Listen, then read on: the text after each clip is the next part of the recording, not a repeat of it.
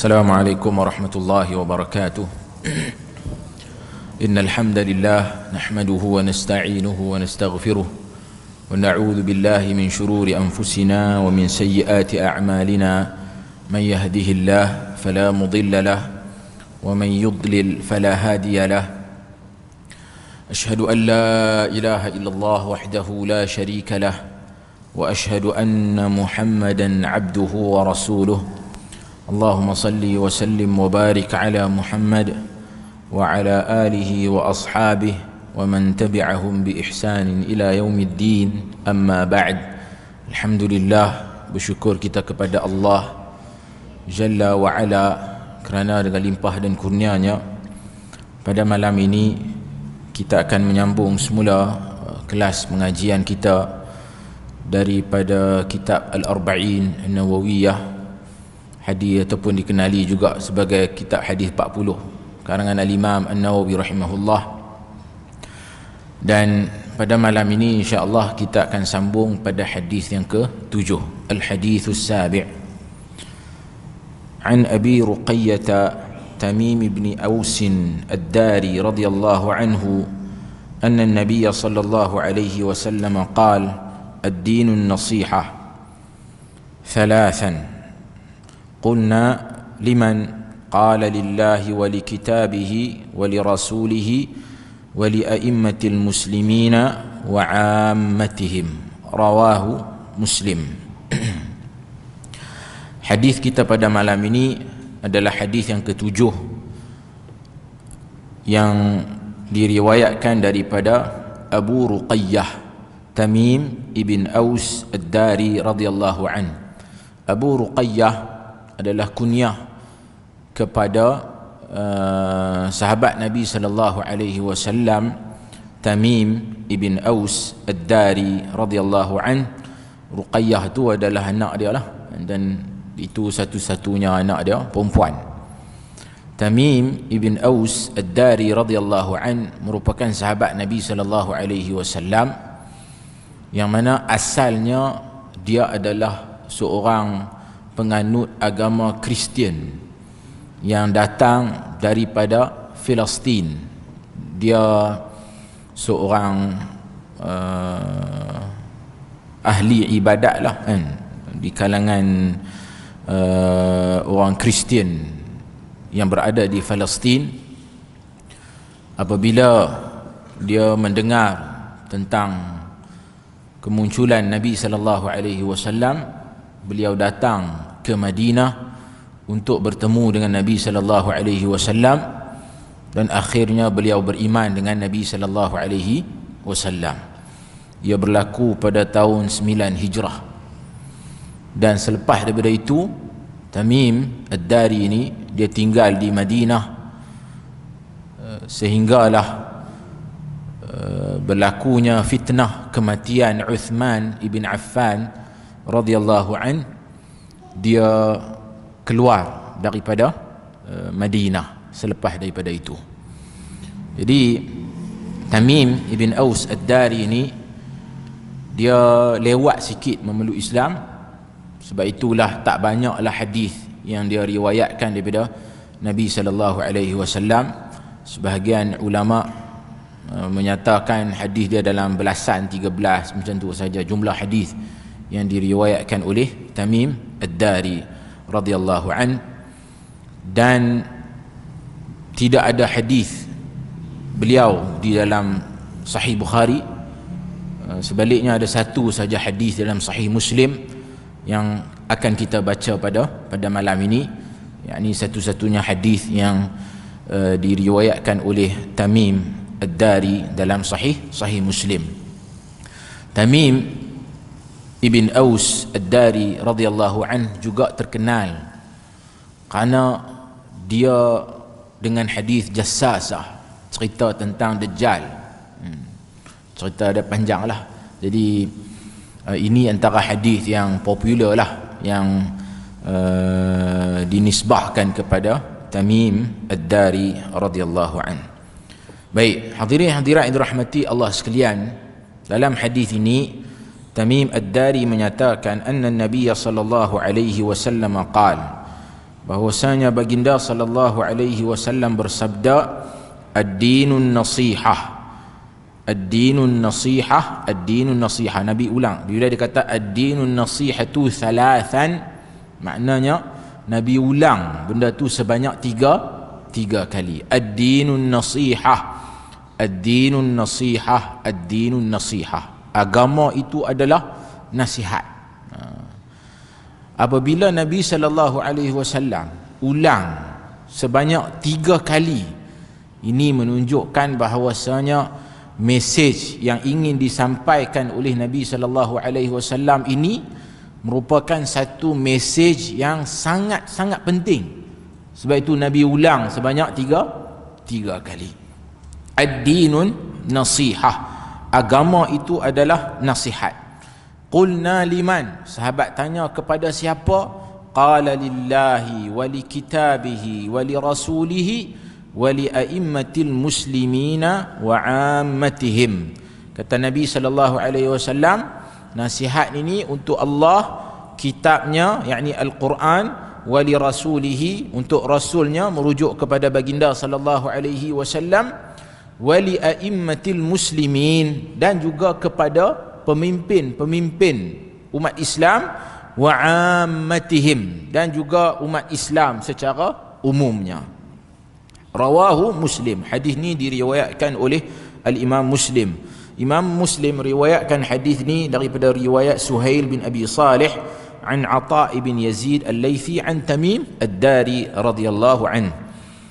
Hadis ni juga dengan maksud yang lebih kurang ni diriwayatkan juga oleh beberapa orang sahabat yang lain, antaranya Abdullah bin Umar, Thauban, dan juga Abdullah bin Abbas radhiyallahu anhuma. Hadirin hadirat yang dirahmati Allah sekalian, kita lihat satu persatu apa yang disampaikan oleh baginda sallallahu alaihi wasallam. Pertama, Nabi sallallahu alaihi wasallam menyatakan ad-dinun nasihah. Bila Nabi sallallahu alaihi wasallam menyatakan agama itu nasihat, Nabi seolah-olah menyifatkan agama ini keseluruhannya itu adalah nasihat.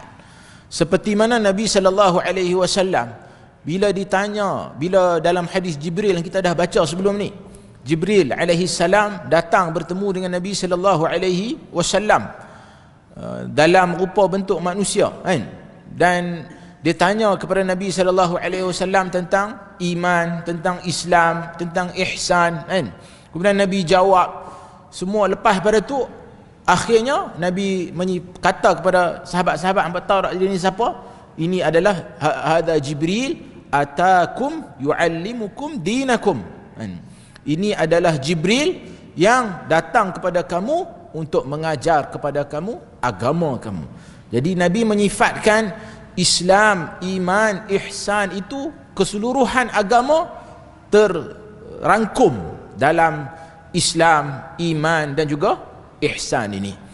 Jadi apabila Nabi sallallahu alaihi wasallam dalam hadis ini menyifatkan ad-dinun nasihah, agama ini adalah nasihat, menunjukkan bahawasanya isi kandungan hadis ini merupakan sesuatu yang sangat penting yang perlu diamati oleh umat baginda sallallahu alaihi wasallam.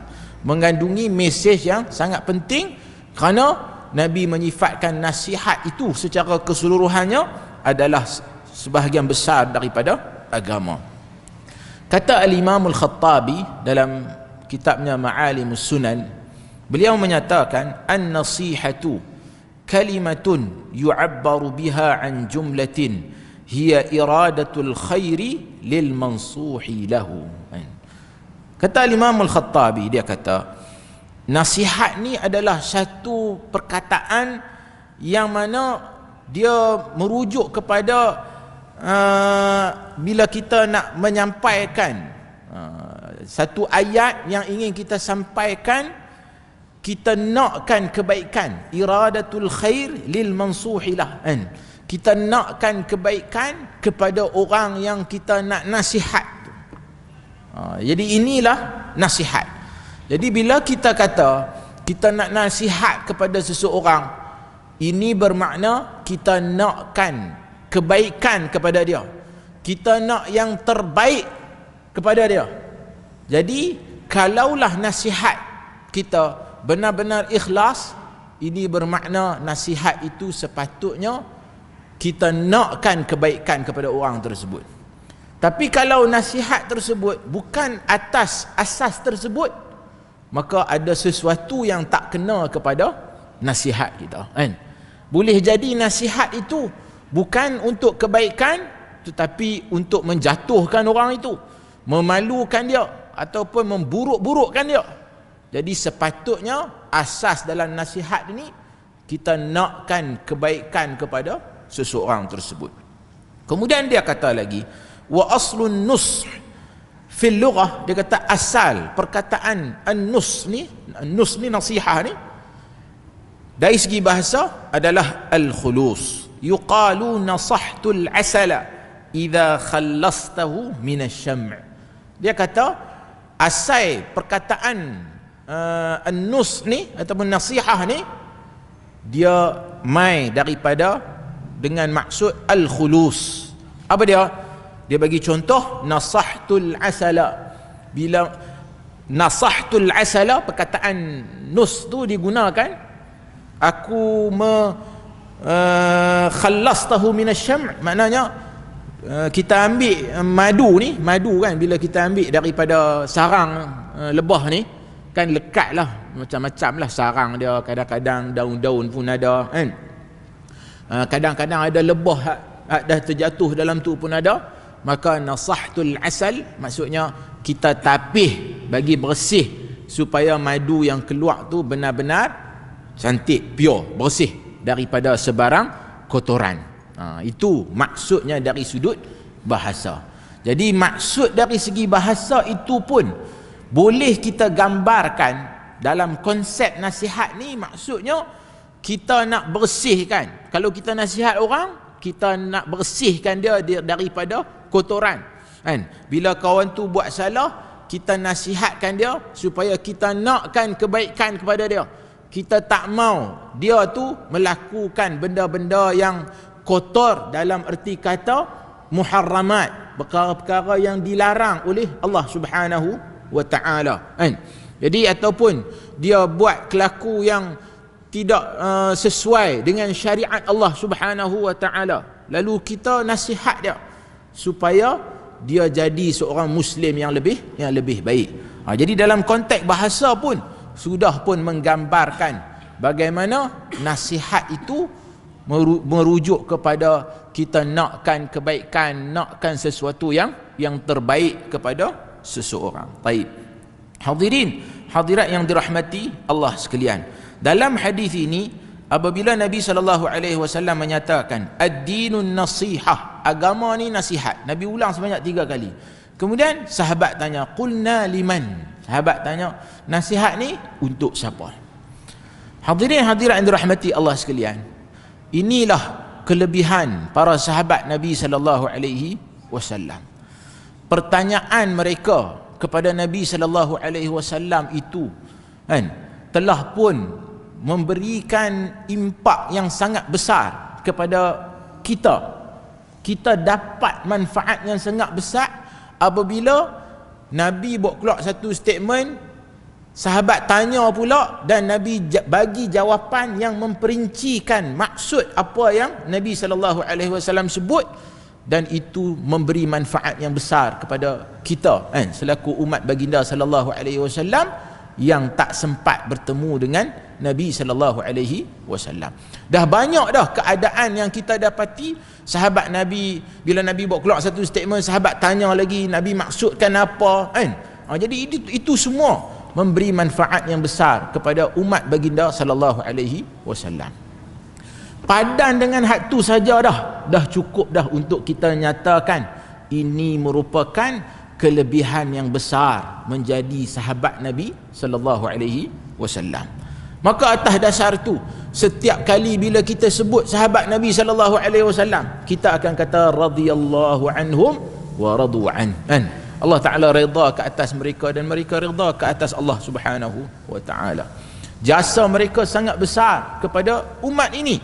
Jadi sebab itulah kita senantiasa, kan, mendoakan mereka, menyebut kebaikan tentang mereka, dan yang paling penting kita tidak bercakap ataupun memberi kritikan yang tidak sewajarnya kepada para sahabat Nabi sallallahu alaihi wasallam, apatah lagi merendah-rendahkan mereka dan juga menghina mereka, ini sesuatu yang amat tidak wajar. Jadi bila sahabat tanya liman, nasihat ni pada siapa? Nabi sallallahu alaihi wasallam jawab, qala lillah. Pertama, nasihat ini untuk Allah, wali kitabihi. Kitabihi di sini merujuk kepada Al-Quran, wali rasulihi, yakni merujuk kepada baginda sendiri, baginda sallallahu alaihi wasallam, wali a'immatil muslimin, dan juga kepada imam-imam di kalangan umat Islam. Imam-imam ni merujuk kepada pemimpin. Saya kita akan perincikan, wa ammatihim, dan juga umat Islam secara keseluruhannya. Hadirin hadirat yang dirahmati Allah sekalian, yang pertama sekali, an-nasihatu lillah, nasihat untuk Allah. Apa maksud nasihat untuk Allah Subhanahu wa taala? Kalau kita kembali semula kepada tafsiran ataupun dari sudut bahasa tu, ini bermakna kita nak yang paling terbaik untuk Allah Azza wa Jalla. Dari sudut apa? Sudah semestinya yang pertama, kita mentauhidkan Allah Jalla wa Ala dan tidak mensyirikkan Allah Jalla wa Ala. Jadi kita mengesahkan Allah pada rububiyah Allah Azza wa Jalla. Kita beriman bahawasanya tidak ada ilah, tidak ada Rabb yang mentadbir alam ini, yang menghidupkan, mematikan, memberi rezeki, memberi manfaat, menjauhkan daripada mudarat. Kesemuanya adalah Allah Azza wa Jalla. Jadi kita beriman dari sudut rububiyah, biaf'alih, dengan peranan dan juga perbuatan Allah Subhanahu wa taala. Kemudian yang kedua, kita beriman kepada Allah Azza wa Jalla biaf'alil ibad, dengan perbuatan hamba, yakni kita beriman dari sudut uluhiyah. Kita beriman bahawasanya tidak ada ilah, tidak ada yang diibadahi dengan benar melainkan Allah Jalla wa Ala. Ini bermakna semua bentuk amalan ibadah kita hanya lakukan kepada Allah Jalla wa Ala. Rukuk, sujud, salat, puasa, berdoa, isti'anah, istighathah, minta pertolongan, minta bantuan. Kita ditimpa musibah, kemalangan jalan raya, kita jatuh sakit, kita ditimpa rumah kita terbakar, dan segala bentuk musibah. Pertama sekali kita kembali kepada Allah Jalla wa Ala. Kita minta perlindungan kepada Allah Subhanahu wa taala. Kita tak minta kepada fulan wala allan, tak minta kepada jin dan juga syaitan. Kita tidak minta kepada pokok, kita tak minta kepada kubur, dan kita tak minta kepada apa sahaja. Kita hanya minta kepada Allah Jalla wa Ala. Kemudian yang ketiga, kita mentauhidkan Allah Jalla wa Ala pada nama-namanya dan juga pada sifat-sifat Allah Jalla wa Ala. Kita mensifatkan Allah seperti mana Allah Subhanahu wa taala menyifatkan dirinya, dan juga kita menyifatkan Allah Subhanahu wa taala seperti mana Nabi sallallahu alaihi wasallam menyifatkan Tuhannya, tanpa kita mengubah suai makna. Kita beriman seperti mana yang Allah taala sebut. Al-Imam Syafi'i menyatakan, amantu billah wa bima jaa 'anillah ala muradillah. Aku beriman kepada Allah dan dengan apa yang datang daripada Allah, yakni merujuk kepada Al-Quran, ala muradillah, di atas makna dan maksud yang dikehendaki oleh Allah Subhanahu wa taala. Jadi Allah taala sebut dalam Al-Quran, dan Allah taala menyifatkan dalam Al-Quran tentang dirinya, kita beriman tanpa kita mengubah suai maknanya mengikut hawa nafsu kita. Wa amantu bi Rasulillah wa bima jaa an Rasulillah ala muradi Rasulillah. Dan aku beriman kepada Rasul sallallahu alaihi wasallam dan dengan apa yang datang daripada baginda sallallahu alaihi wasallam di atas maksud yang dikehendaki oleh baginda sallallahu alaihi wasallam.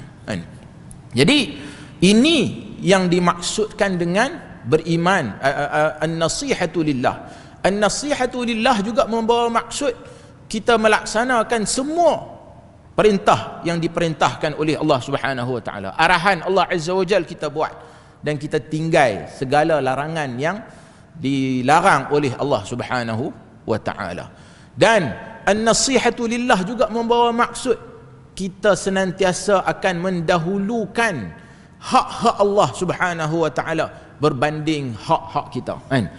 Jadi kita akan senantiasa mengutamakan perintah Allah Subhanahu wa taala, larangan Allah Subhanahu wa taala, kehendak Allah Subhanahu wa taala.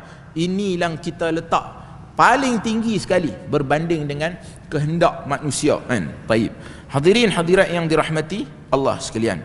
Al-Imam Al-Khattabi dalam hal ini beliau menyatakan tentang maksud an-nasihatu lillah ni, dia kata sihhatul i'tiqad fi wahdaniyatihi, kan? Iaitu kita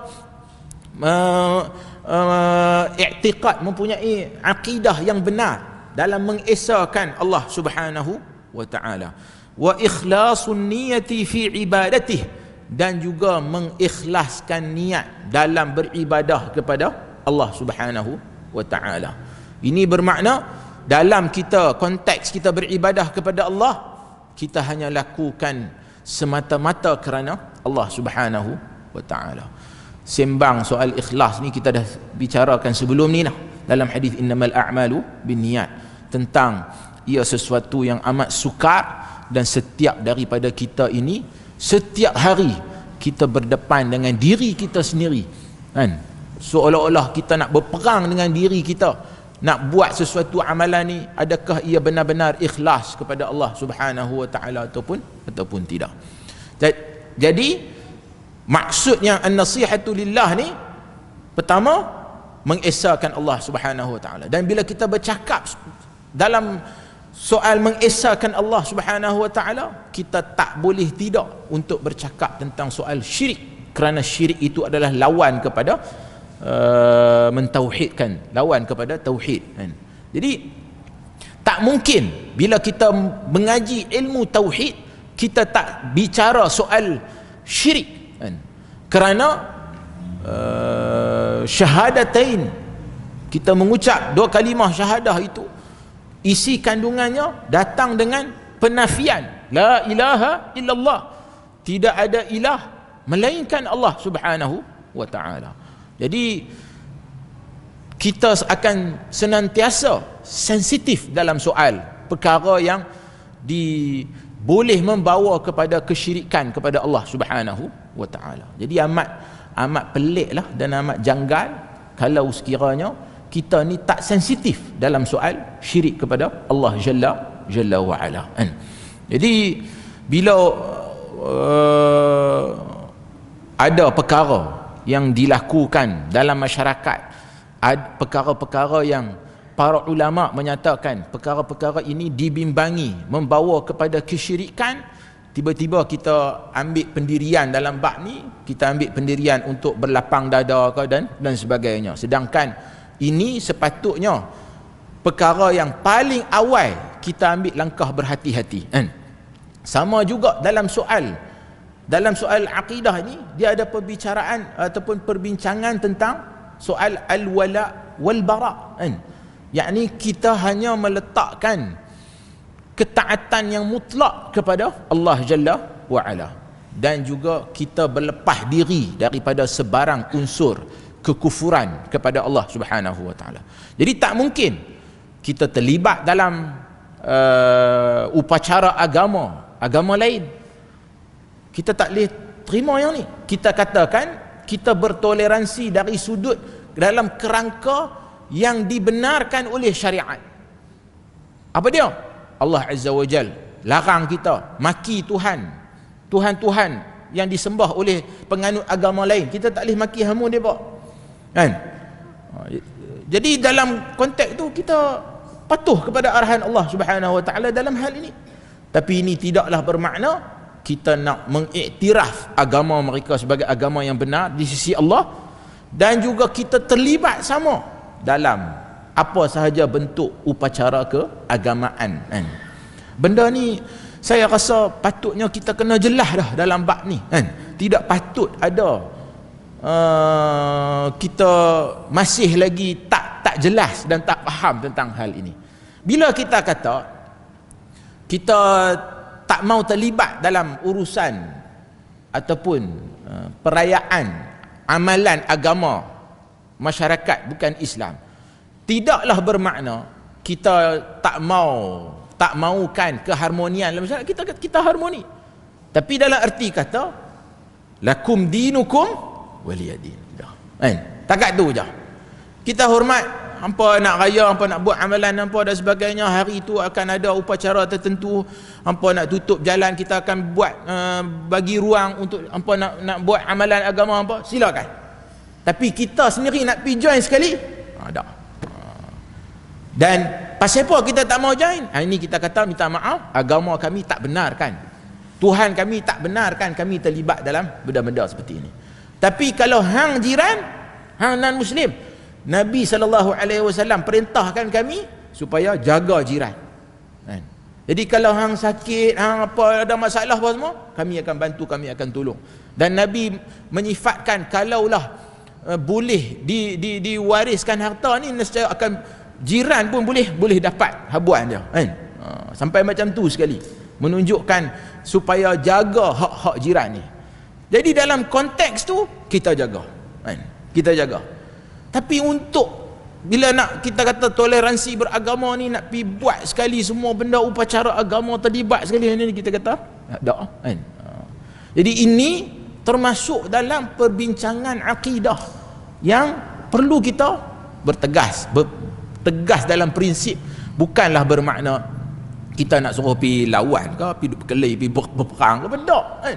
Kita tegas dalam prinsip kita, bermakna kita nak supaya mereka menghormati agama kita seperti mana kita juga menghormati mereka dari sudut lakum dinukum waliyadin. Bagi hampa agama hampa nak buat apa, silakan. Bagi kami agama kami. Baik. Hadirin hadirat yang dirahmati Allah sekalian. Kemudian yang kedua, wan nasihatu li kitabihi. Kata Imam Al-Khattabi, al-imanu bihi wal amalu bima fihi. Kita beriman dengan isi kandungan Al-Quran dan juga beramal dengannya. Baik. An-nasihatu li kitabihi, nasihat untuk Al-Quran ini, peringkat yang pertama sudah semestinya kita kena usaha untuk, hak ni kita kata level hak paling rendah sekali, yakni kita kena usaha untuk boleh baca Quran ni. Ini adalah kalamullah, perkataan Allah Subhanahu wa taala. Takkan kita tak teringin nak baca. Membaca Al-Quran pula, baginya pahala hasanat tu setiap huruf 10 pahala. Jadi itu kelebihan yang besar. Maka setiap daripada kita Muslim ni kena khetiak dan kena usahalah untuk boleh baca Al-Quran. Alhamdulillah kita ni hak lahir-lahir dah sebagai Muslim, ialah majoriti kita ni alhamdulillah lah dah mengaji Quran ni daripada kecil lagi lah, alhamdulillah, kan? Saya duk mengajar juga di satu tempat, IDT ni di bawah Brother Lim Joy Sun. Di situ ada ramai lah saudara-saudara baru kita mualaf. Jadi saya buat juga kelas Iqra, kan? Depa nak baca Quran, kan? Awal-awal kelas tu saya habaq dah. Kan ada orang kata kaedah ni 30 hari boleh baca dah, kan? Macam-macam lah, kan? Tapi saya punya perkataan tak. Saya kata Quran ni nak belajar, nak boleh baca ni, bagi orang yang tak ada langsung latar belakang ni, sebenarnya payah. Saya tak kata senang, saya kata payah, supaya mereka sedar akan hakikat ni dan supaya mereka berusaha, kan? Sebab apa? Kita nak kena faham ni dalam konteks depa ni. Majoriti depa ni berbangsa Cina. Jadi yang ni sesuatu yang amat asing bagi depa.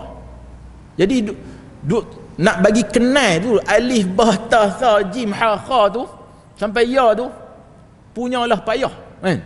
Nak boleh bagi kenal tu. Kita alhamdulillah orang Melayu, kita dah lama dah dengan tulisan Jawi, kita pun dah kenal dah huruf-huruf ni. Tapi bagi depa sangat susah. Nak ajak satu-satu huruf, nak kenal huruf.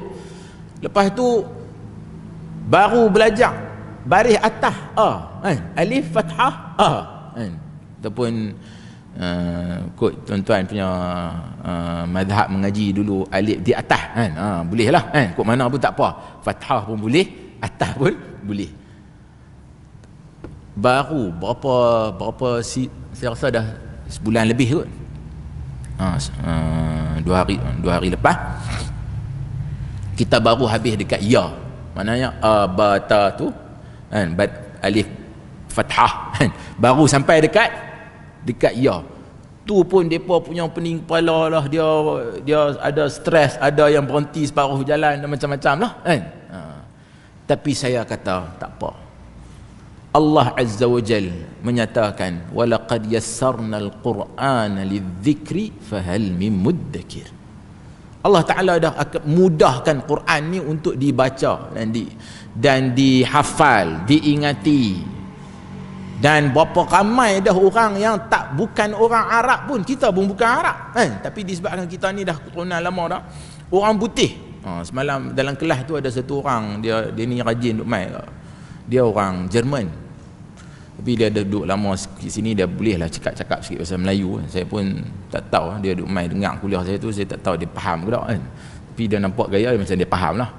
Cuma saya nak explain pasal orang putih tu sebab jadi masalah sikit lah kan. Saya punya English ni level tak berapa bagus sikit kan.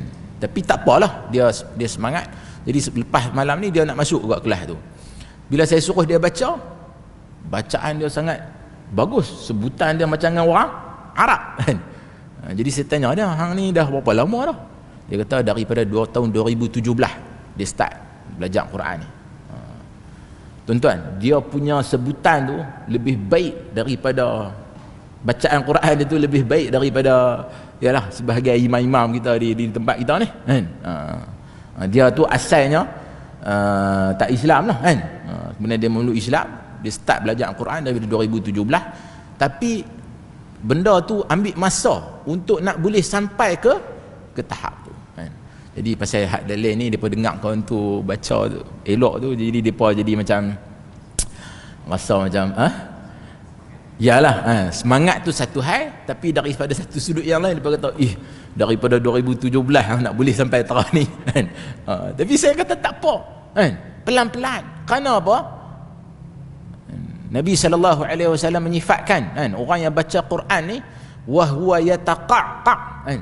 Dalam hadis Nabi kata kan, bila baca Quran dia baca tu pun sangkut-sangkut kan, silap sana sini dan sebagainya.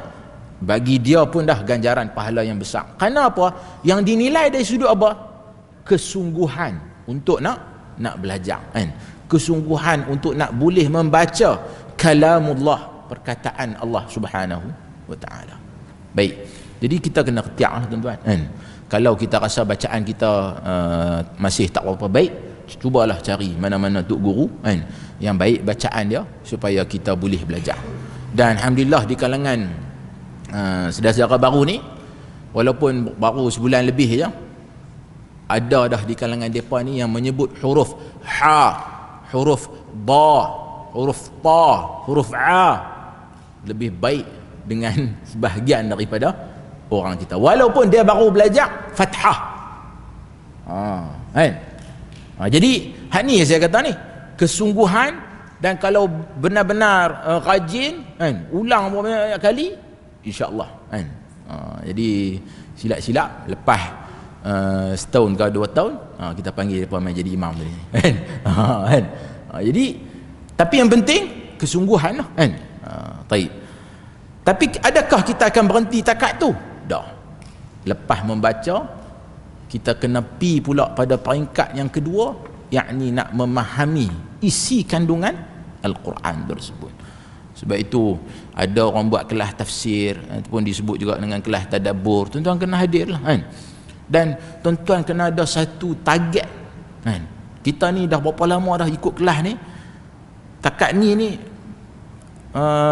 setakat mana kita dah boleh faham dah Quran ni? Paling tidak pun, paling lekeh pun daripada wadduha sampailah an-nas. Kalau orang tanya hak ni maksud dia apa kan, li ila fi Quraisy tu merujuk kepada apa kan, kita boleh cerita.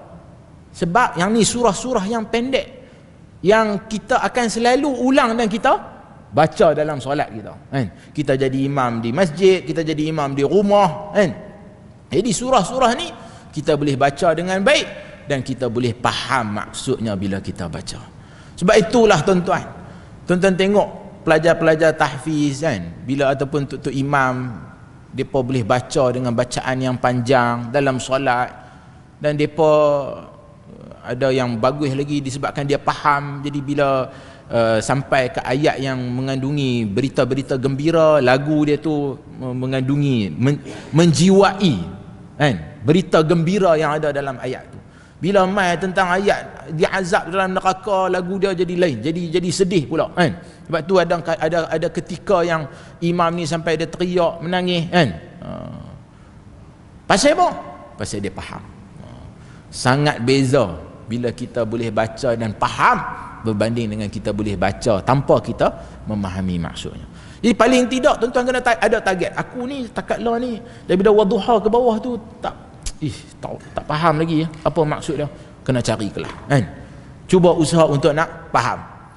Habis yang tu target pula daripada surah juzuk 30 tu amma yatasaalun pula ke bawah. Jadi kita ada perancangan dalam usaha kita untuk nak memahami isi kandungan Al-Quran tersebut. Kemudian pergi kepada peringkat yang seterusnya, dan sudah semestinya kita kena beramal dengan isi kandungan Al-Quran tersebut. Hadirin hadirat yang dirahmati Allah sekalian. Kemudian kata Imam Al-Khattabi lagi dia, wan nasihatu li rasulih, dan nasihat kepada rasulnya, at-tasdiqu bi nubuwwatih, kita beriman dengan nubuwah, kenabian, kerasulan Nabi sallallahu alaihi wasallam, wa badlu at-ta'ati lahu fima amara bihi wa naha anhu, dan kita usaha untuk nak mentaati apa yang Nabi sallallahu alaihi wasallam suruh buat, dan kita menjauhi apa yang dilarang oleh baginda sallallahu alaihi wasallam. Jadi nasihat kepada rasul ini, untuk rasul ini, kita peringkat yang pertama beriman kepada baginda, tasdiquhu fima akhbar, beriman apa saja yang Nabi sallallahu alaihi wasallam sampaikan dalam hadis-hadis baginda yang datang kepada kita dengan riwayat yang sahih yang dinyatakan oleh para ulama. Kita beriman dengan apa yang dinyatakan oleh baginda sallallahu alaihi wasallam.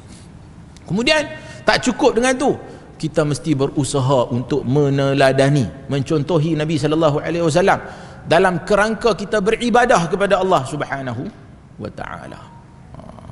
Inilah yang dimaksudkan dengan nasihatu li rasulih kan. Dia tak berpada dengan slogan semata-mata kan, tak berpada dengan kita buat majlis tertentu cinta rasul ke apa semata-mata, tak. Ia mesti dibuktikan dengan amalan kan. Mesti dibuktikan dengan kita mengagungkan perintah baginda sallallahu alaihi wasallam dan berusaha sedaya upaya untuk menjauhi larangan baginda sallallahu alaihi wasallam. Kemudian yang seterusnya, wan nasihatu li a'immatil mu'minin, li a'immatil muslimin, nasihat kepada a'immatil muslimin. A'immah di sini adalah kata jama' kepada imam, kata plural kepada imam. Imam di sini dalam konteks ni sebenarnya merujuk kepada kepimpinan, kepimpinan yang bertanggungjawab menguruskan hal ehwal umat Islam. Hadirin hadirat yang dirahmati Allah sekalian, kita tahu dalam Al-Quran Allah Ta'ala menyatakan, ya ayyuhalladzina amanu ati'u Allah wa ati'u rasul wa ulil amri minkum. Wahai orang yang beriman, taatlah kamu kepada Allah, taatlah kamu kepada Rasul, dan juga ulil amri minkum. Ulil amr di sini ulama tafsir menyatakan ia merujuk kepada pemerintah-pemerintah di kalangan umat Islam yang bertanggungjawab mengurus selia hal ehwal umat Islam. Hadirin hadirat yang dirahmati Allah sekalian, kalau kita amati dalam ayat ini, ketaatan itu datang dengan perintah secara mutlak kepada Allah, kemudian kepada Rasul, akan tetapi kepada ulil amr dia tak datang, dia tak ulang balik wa ati'u ulil amr, tak. Sebaliknya dia datang dengan kerangka kita mesti taat kepada pemerintah ni dalam kerangka taat kepada Allah dan Rasul. Ini bermakna kita taat dalam perkara yang selari dengan kehendak Allah dan Rasul, dan tidak ada ketaatan kepada makhluk apabila ia termasuk di bawah kategori maksiat kepada Allah Subhanahu wa taala. Hadirin hadirat yang dirahmati Allah sekalian, Imam Al-Khattabi dia kata, maksud nasihatu li a'immatil muslimin an yuti'ahum fil haqqi, hendaklah kita taat kepada mereka dalam perkara-perkara yang benar.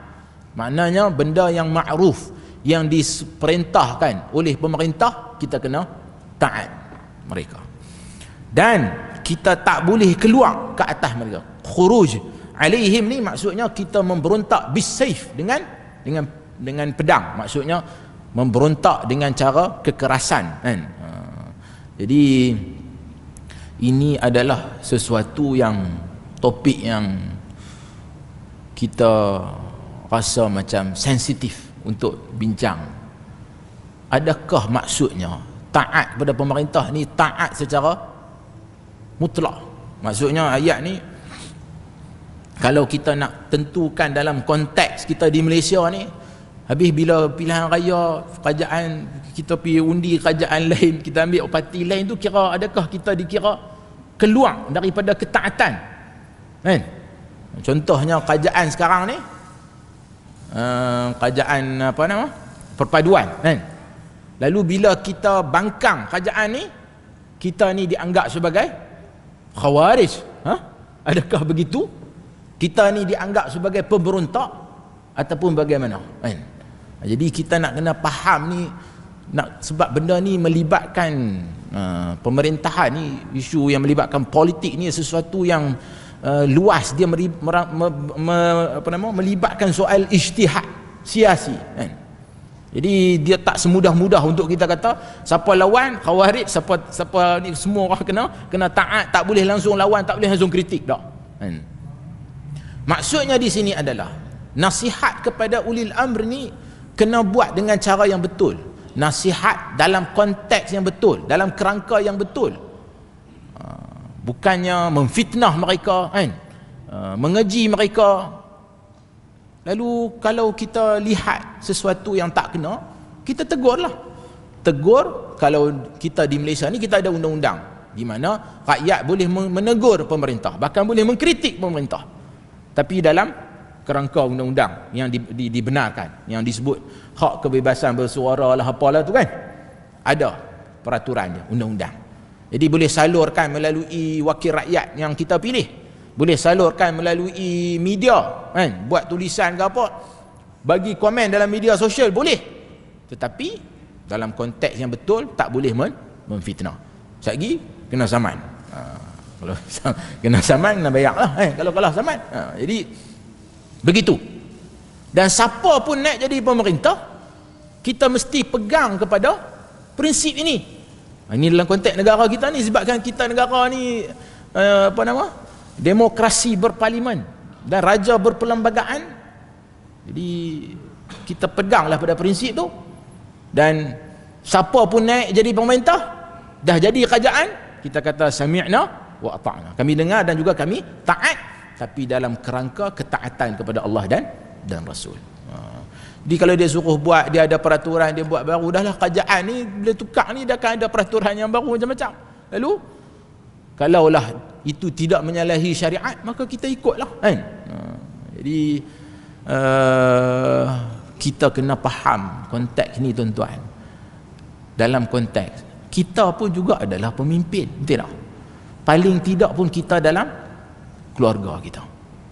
Jadi kita selalu pesan kat bini kita, hang kalau tak puas hati dengan aku pun, hang cakap elok sikit. Betul tak? Kalau bini kita depan-depan orang marah kita, kan? Sound kita, panggil kita lebih kurang, kita rasa apa? Kita marah, kan? Pasal kita pun ada ego kita, betul tak? Jadi kalau yang tu dalam konteks kepimpinan keluarga pun, kita nak orang nasihat kita ni cakap elok sikit dengan kita, kalau dah jadi pemimpin negara, kan? Jadi menteri, Perdana Menteri, betul aku kadang-kadang buat salah, tapi hang nak tegur aku pun, hang cakap elok, kan? Ni fitnah ke, buat video troll ni, kan? Kita pun naik marah, kan? Jadi seperti itulah juga kita nak supaya masyarakat sedar tentang hakikat ni. Tidak kalau pemimpin melakukan kesalahan, tegur mereka dengan cara yang baik. Jadi mengkritik dengan cara yang baik, salurkan kritikan pada saluran yang betul, itulah yang dimaksudkan dalam hadis ni, an-nasihatu li'a'immatil muslimin.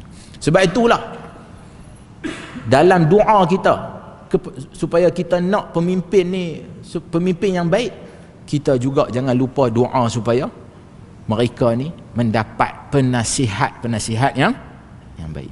Sebab pemimpin ni bukannya semua hak depa buat bagus-bagus itu semuanya mai daripada dia seorang-seorang, tak. Dia ada belakang dia tu ramai orang yang menasihat dia. Jadi kita nak supaya penasihat-penasihat yang jujur, yang boleh memberi nasihat yang baik.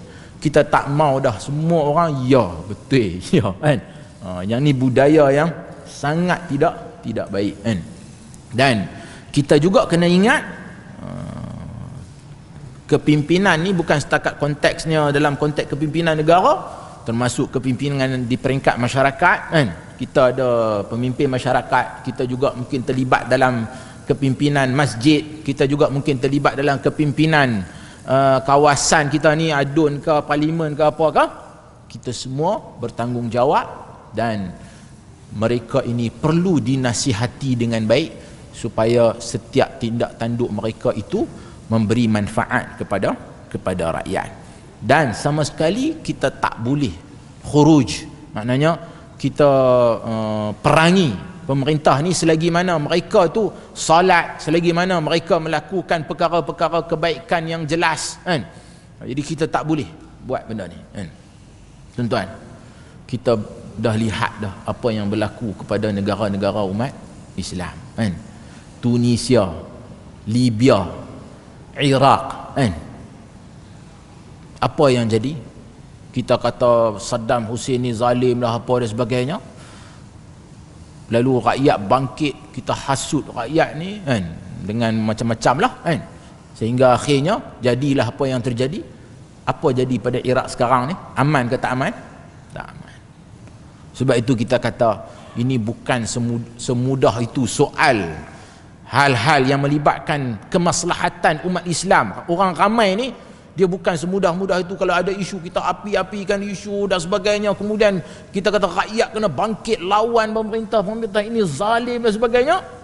Lepas tu bila jadi huru-hara, kita nak buat apa? Bukan semudah itu. Kerana nikmat keamanan adalah nikmat yang sangat besar yang patut kita syukuri. Kita azan dulu tak kita sama.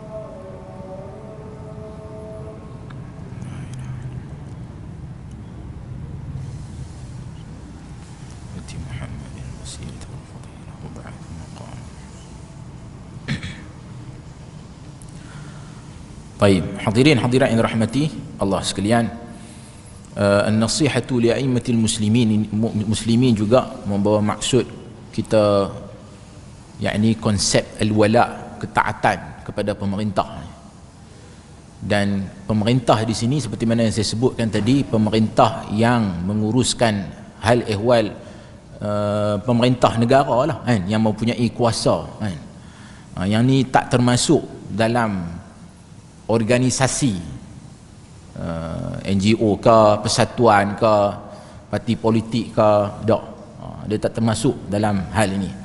Jadi amat salah lah kalau kita menggunakan hadis ini untuk mengaitkan supaya seseorang ahli dalam sesuatu organisasi, persatuan ke, NGO ke, parti politik ke, lalu kita kata hak ni kena taat kepada kepimpinan persatuan kita ataupun parti kita kerana hadis ni. Tak.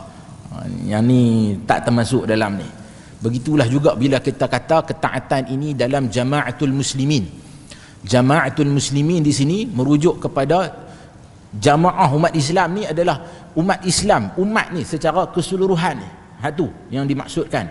Bukan jama'atul muslimin ni jamaah Islam yang ditubuhkan, tak kira lah jemaah apa pun kan. Kita di Malaysia ni kita ada banyak kan pertubuhan Islam ni kan, ABIM ke, JIM ke, PAS ke, apa lagi lah kan, macam-macam lah kan. Parti-parti politik yang lain pun bersatu ke, UMNO ke apa, tak. Dia bukan dalam konteks itu yang disebut sebagai jama'atul muslimin.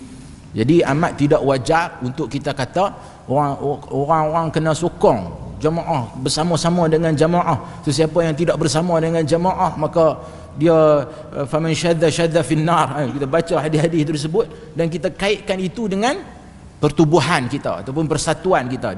Tidak sama sekali. Samalah juga konsep wala dalam hal ini. Jadi tidak benarlah untuk kita mengaitkan ketaatan yang mutlak kepada kepimpinan yang merujuk kepada kepimpinan pertubuhan. Yang dalam hadis ni dia merujuk kepada kepimpinan kerajaan lah yang mempunyai kuasa menguruskan hal ehwal rakyat dan sebagainya. Yang ni yang dimaksudkan dalam hadis ni. Kemudian wan nasihatu li'amatil muslimin, dan nasihat kepada umat Islam secara keseluruhannya adalah kita menasihati mereka, membimbing mereka kan, supaya mereka berada di atas landasan yang benar. Sebab itu kita saling menasihati sesama kita.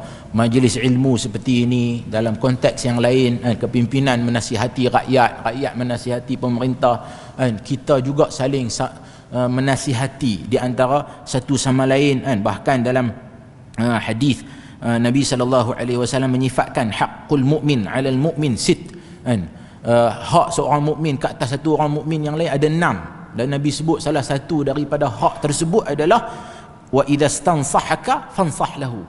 Bila orang minta nasihat kepada engkau maka nasihatlah dia. Jadi menjadi satu hak sesama muslim ni, bila kita minta nasihat kepada orang tu kena nasihat kita kan, supaya bila kita saling menasihati, kita nakkan kebaikan kepada dia, kita nakkan sesuatu yang terbaik kepada dia kan. Jadi inilah yang akan membentuk satu, orang kata apa, ekosistem yang baik di kalangan umat Islam hari ini. Kita saling menasihati, dan nasihat menasihati ni bukan semestinya berlaku di kalangan orang ramai, orang maknanya ustaz-ustaz, tok-tok guru kena nasihat pada orang ramai juga berhak untuk menasihati ustaz dan juga tok-tok guru ni. Mereka juga manusia yang boleh buat salah dan juga silap. Ini tidaklah bermakna mereka ni diangkat kedudukan mereka sehingga ke tahap ismah, maksum kan, tak boleh buat salah langsung kan. Jadi kalau mereka buat salah, mereka wajar ditegur kan, diperbetulkan kesilapan mereka. Dan khusus hadis ni juga kepada para ulama adalah memastikan tidak berlakunya penyelewengan dalam agama ni kan. Sebab tu Al-Hafiz Ibn Rajab menyatakan hadis ni juga kalau khusus untuk para ulama, iaitu para ulama bertanggungjawab untuk memperbetulkan salah faham terhadap agama ni, salah faham dalam syariat Allah Subhanahu wa taala, salah faham dari sudut sunnah Nabi sallallahu alaihi wasallam. Begitulah juga usaha untuk nak membongkarkan hadis-hadis yang tidak sahih, hadis-hadis yang palsu yang disandarkan kepada baginda sallallahu alaihi wasallam. Itu juga termasuk dalam konteks hadis ini kan. Jadi ini adalah tugas para ulama, mereka perlu mengambil tanggungjawab ini untuk memastikan tidak berlakunya penyelewengan dalam agama ni. Kita nasihat masyarakat supaya beramal dengan agama sesuai dengan kehendak Allah dan Rasul. Jadi itu antara faedah ataupun pengajaran yang boleh kita ambil daripada hadis ini, yang mana ia mengandungi intipati yang sangat penting kepada umat, sehingga Nabi sallallahu alaihi wasallam mengulangi sebanyak 3 kali ad-dinun nasihah, ad-dinun nasihah, ad-dinun nasihah. Jadi hadirin hadirat dirahmati Allah sekalian, saya ingat kita monti takat tu dulu. InsyaAllah kita akan sambung pada hadis yang ke-8 pada kuliah yang akan datang. Allahumma ja'alna minal ladzina yastami'una al-qawla fayattabi'una ahsanah. Aqulu qawli hadha wa astaghfirullah li wa lakum. Wassalamu alaikum warahmatullahi wabarakatuh.